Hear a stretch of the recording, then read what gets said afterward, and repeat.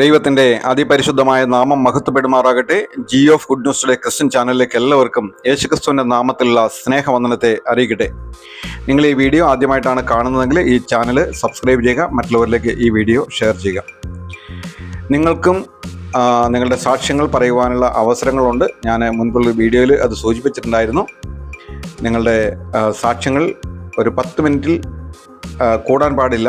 അങ്ങനെയുള്ള സാക്ഷ്യങ്ങൾ ഞങ്ങൾക്ക് അയച്ചു തന്നു കഴിഞ്ഞാൽ ഞങ്ങളത് പരിശോധിച്ചതിന് ശേഷം അപ്ലോഡ് ചെയ്യാവുന്ന വീഡിയോ ആണെങ്കിൽ തീർച്ചയായിട്ടും ഈ ചാനൽ വഴി ഞങ്ങളത് അപ്ലോഡ് ചെയ്യുന്നതായിരിക്കും.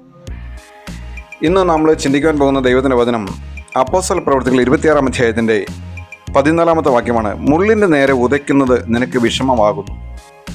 ഒന്നുകൂടെ ലളിതമായിട്ട് അതിൻ്റെ ഒരു തർജിമ പറയുന്നത് എങ്ങനെയാണ്?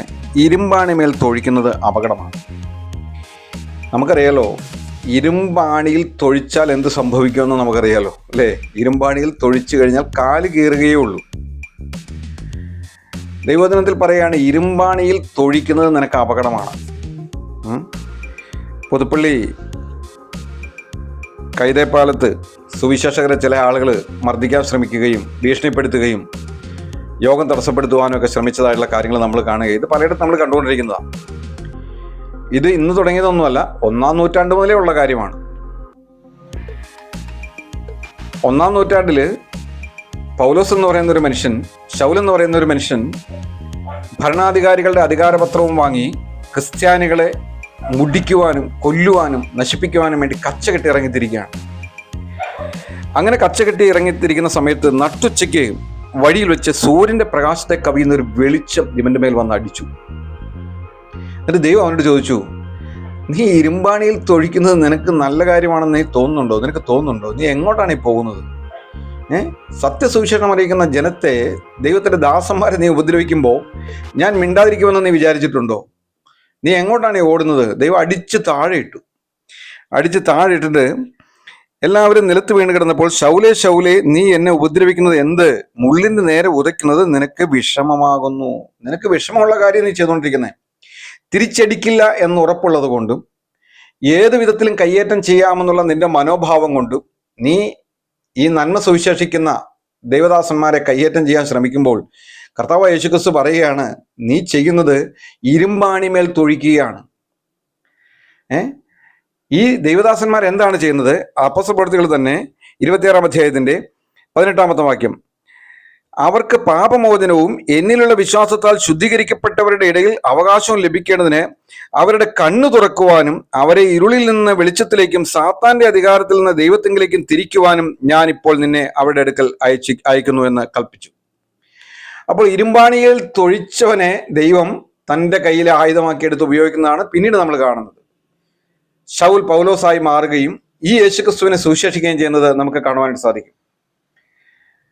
ഇന്ന് ഈ വീഡിയോ നിങ്ങൾ കാണുന്നുണ്ടെങ്കിൽ, നിങ്ങളൊരു സുവിശേഷ വിരോധിയാണെങ്കിൽ നിങ്ങൾ ഒന്ന് ഓർത്തുകൊള്ളുവോ, ഈ സുവിശേഷം പ്രസംഗിക്കുന്ന ആളുകൾ ചെയ്യുന്നത് എത്രയോ മനോഹരമായ കാര്യമാണ്. അന്ധകാരത്തിലിരിക്കുന്ന ജനത്തെ സാത്താന്റെ അധികാരത്തിൽ, ഒരു മനുഷ്യൻ കള്ള് കുടിക്കുക, കഞ്ചാവടിക്കുക, മോശപ്പെട്ട രീതിയിൽ ജീവിക്കുക എന്നൊക്കെ പറഞ്ഞു കഴിഞ്ഞാൽ അത് അവൻ സാത്താന്റെ പിടിയിലിരിക്കുന്നത് കൊണ്ടാണ്. അവന്റെ കണ്ണ് തുറക്കുവാനും യേശുക്രിസ്തു മുഖാന്തരം അവന് ലഭിക്കുന്ന പാപബോധനത്തെക്കുറിച്ചും ശുദ്ധീകരണത്തെക്കുറിച്ചും പറയുന്ന നന്മ സുവിശേഷിക്കുന്ന ഇവരെ നിങ്ങൾ ഉപദ്രവിക്കാൻ പോകുമ്പോൾ യേശുക്രിസ്തുവിനെയാണ് നിങ്ങൾ ഉപദ്രവിക്കുന്നത്. കർത്താവ് പൗലോസ് ശൗലിനോട് ചോദിക്കുകയാണ്, നീ എന്നെ ഉപദ്രവിക്കുന്നത് എന്ത്? നിങ്ങളൊരു സുവിശേഷകനെ അടിക്കുകയോ മോശമായ വാക്കുകൾ പറയുകയോ ഭീഷണിപ്പെടുത്തുകയോ ഒക്കെ ചെയ്യുമ്പോൾ നിങ്ങൾ ആരെയാണ് ഇത് ചെയ്യുന്നത്? ഈ അഖിലാണ്ടത്തിന് ഇടയവനായ കർത്താവായ യേശുക്രിസ്തുവിനെയാണ് നിങ്ങളത് ചെയ്തു കൊള്ളുന്നത് എന്ന് മറന്നുകൊള്ളാതെ നിങ്ങൾ ഓർത്തുകൊള്ളണം. കാരണം ദൈവം നിങ്ങൾക്ക് സമയം തരും, നിങ്ങൾ മാനസാന്തരപ്പെടുവാനും മനം തിരിയുവാനും അടിച്ച സുവിശേഷകന്മാരെ അവരുടെ അടുക്കൽ ചെന്ന് മാപ്പ് പറയുവാനും നിങ്ങൾ ഈ ബൈബിൾ എടുക്കുവാനും ഒക്കെ ദൈവം നിങ്ങൾക്ക് അവസരം തരുന്ന ദൈവമാണ്. നമ്മുടെ ദൈവം അങ്ങനെയുള്ള ദൈവമാണ്. തമിഴ്നാട്ടിൽ ഒരു മന്ത്രവാദി ആയിരുന്ന, ഒരു ഭയങ്കര മന്ത്രവാദിയായിരുന്ന ഒരു മനുഷ്യൻ, അദ്ദേഹം രക്ഷിക്കപ്പെടുകയും അദ്ദേഹം സുവിശേഷം അറിയിക്കുകയും ചെയ്തു. ധാരാളം പേര് അദ്ദേഹത്തെ അടിച്ചിട്ടുണ്ട്. പക്ഷെ അദ്ദേഹം ഈ അടിച്ച ആളുകളൊക്കെ ഈ ബൈബിൾ പിടിപ്പിച്ചിട്ടുണ്ട്. നമ്മുടെ സുവിശേഷം എന്ന് പറയുന്നത് അങ്ങനെയുള്ള സുവിശേഷമാണ്. ഈ സുവിശേഷം അറിയിക്കുന്ന ആളുകൾ എന്ത് പ്രകോപനമാണ് ഉണ്ടാക്കുന്നത്? എവിടെയാണ് അവർ പ്രശ്നങ്ങൾ ഉണ്ടാക്കുന്നത്? അവർ ഏതെങ്കിലും ഒരു സ്ഥലത്ത് വളരെ ഒതുങ്ങി നിന്ന് വളരെ സമാധാനത്തോടെ ആർക്കും ഒരു ശല്യമില്ലാതെ ജനത്തെ പാപക്ഷമ ലഭിക്കുന്ന യേശുക്രിസ്തുവിന്റെ അടുക്കിലേക്കും സാത്താൻ കണ്ണ് കുരുടാക്കി വെച്ചിരിക്കുന്ന ജനത്തെ അവരുടെ കണ്ണ് തുറക്കുവാനും യേശുക്രിസ്തുവിനെ കുറിച്ചുള്ള സുവിശേഷം അറിയിക്കുമ്പോൾ അവർ എന്ത് വലിയ നന്മയാണ് അവർ അറിയിക്കുന്നത്.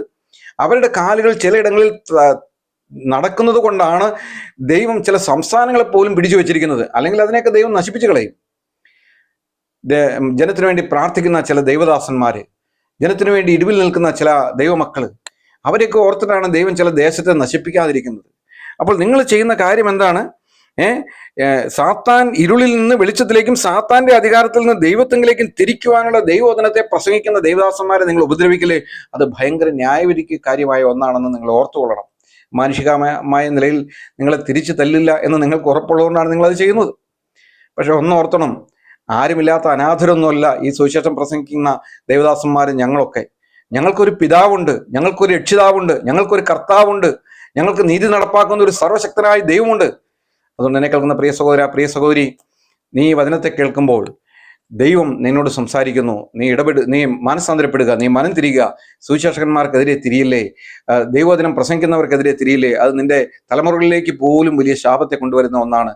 അതുകൊണ്ട് ഈ യേശുക്രിസ്തുവിലേക്ക് വന്ന് ആ യേശുക്രിസ്തു മൂലം ലഭിക്കുന്ന സൗജന്യമായ രക്ഷയും നീതീകരണവും ശുദ്ധീകരണവും സമാധാനവും പ്രാപിക്കുവാൻ തക്കവണ്ണം നിങ്ങളെ ആഹ്വാനം ചെയ്തുകൊണ്ട് ഇന്ന് നിങ്ങളെ ഓരോരുത്തരെയും ദൈവസന്നിധിയിൽ സമർപ്പിച്ചുകൊണ്ട് പ്രാർത്ഥിക്കുകയാണ്. നമുക്ക് പ്രാർത്ഥിക്കാം. ഞങ്ങളുടെ സ്വർഗീയ നല്ല പിതാവായ ദൈവമേ, ഇന്ന് വചനം കേട്ട മക്കളൊക്കെ അനുഗ്രഹിക്കണമേ കർത്താവെ. പല നിലകളിലുള്ള ആളുകൾ കർത്താവ് യൂട്യൂബ് വഴി വചനം കേൾക്കുന്നുണ്ട്. പിന്മാറ്റക്കാർ കേൾക്കുന്നുണ്ട്, വിശ്വാസികൾ കേൾക്കുന്നുണ്ട്, അവിശ്വാസികൾ കേൾക്കുന്നുണ്ട്, സുവിശേഷ വിരോധികൾ കേൾക്കുന്നുണ്ട്. കർത്താവെ, നീ എല്ലാവർക്കും ദൈവമായിരിക്കാതെ ഞങ്ങൾ അങ്ങേ സ്തുതിക്കുന്നു. കർത്താവെ, നീ എല്ലാവരോടും കരുണയും കൃപയും തോന്നണമേ.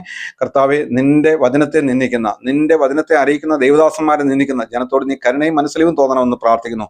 അവർ മനം തിരിയുവാനും സത്യ ദൈവത്വത്തിലേക്ക് തിരിയുവാനും അവർ ദൈവത്തെ അന്വേഷിച്ച് കണ്ടെത്തുവാനും തക്കവണ്ണം കർത്താവ് ഇടവരുത്തുമാറാണെന്ന് പ്രാർത്ഥിക്കുന്നു. അവിടെ ഞങ്ങളുടെ പ്രാർത്ഥന കേട്ടതിനായിട്ട് സ്തോത്രം, മഹത്വം എടുത്താട്ടെ. യേശുക്രിസ്തുവിന്റെ അതിപരിശുദ്ധമായ നാമത്തിൽ തന്നെ. ആമേൻ, ആമേൻ.